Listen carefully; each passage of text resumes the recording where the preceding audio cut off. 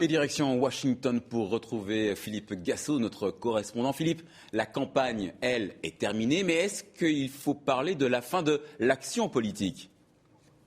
Vous avez vu les quelques images, là, il est très clair qu'on se pose la question. Est-ce que cette campagne est terminée ? Elle devait se clore hier soir et on savait que Barack Obama allait rejoindre sa maison dans l'Illinois à Chicago pour attendre les résultats. Mais il en a profité pour faire une petite escale dans une permanence du Parti démocrate. Il a serré les mains et bien entendu, autour de tout cela, il y avait beaucoup de projecteurs et pas mal de caméras. Et ensuite, quand vous regardez votre computer, eh bien, vous apercevez que vous continuez à recevoir des directives politiques. Par exemple, sur celui-ci, on voit qu'il faut aller voter, absolument. Vous savez que le turnover, la participation pour les démocrates est essentielle. Et puis ensuite, vous voyez que lorsque vous avez voté, eh bien, ça n'est pas terminé. Vous n'êtes pas au bout de vos peines. Il faut prendre le téléphone et appeler vos amis qui ne sont pas allés voter, ceux qui sont un petit peu tièdes dans votre quartier, ceux qui n'y croient pas vraiment. Il faut les pousser. On n'a pas fini le travail, c'est ce que dit Barack Obama. Alors pour Mitt Romney, c'est un petit peu ça.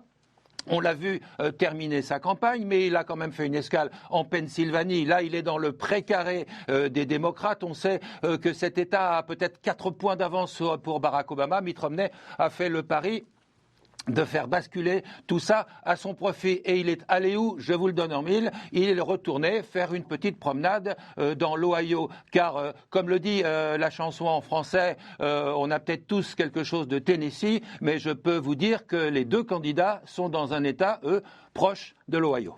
On parle de scrutin serré, donc, Philippe. Mais qui tient la corde dans les sondages ?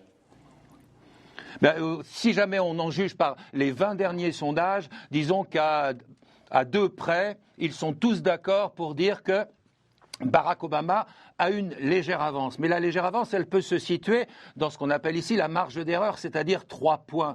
Donc, ça n'est pas grand-chose, mais il aurait le momentum, c'est-à-dire qu'il serait poussé par une vague qui le porterait vers la victoire, même si cette victoire est tout à fait courte. Alors, on espère du côté des démocrates que ça va se concrétiser, tout en poussant, comme je vous l'ai dit, les gens à aller voter au maximum. Et du côté de Mitt Romney, eh bien, on est bien conscient de ces sondages qui avantagent avec très peu de points le concurrent, le président sortant, mais on espère que la pulsion qu'on a obtenue lors du premier débat et qui a porté Mitt Romney jusqu'à aujourd'hui, il n'y a pas une énorme différence entre les deux candidats, eh bien on espère que sur le fil, c'est le républicain qui va passer. Mais pour vous donner une idée de grandeur, ici, on considère que Mitt Romney aurait une chance sur 5 de l'emporter. Merci Philippe Gassot en direct de Washington.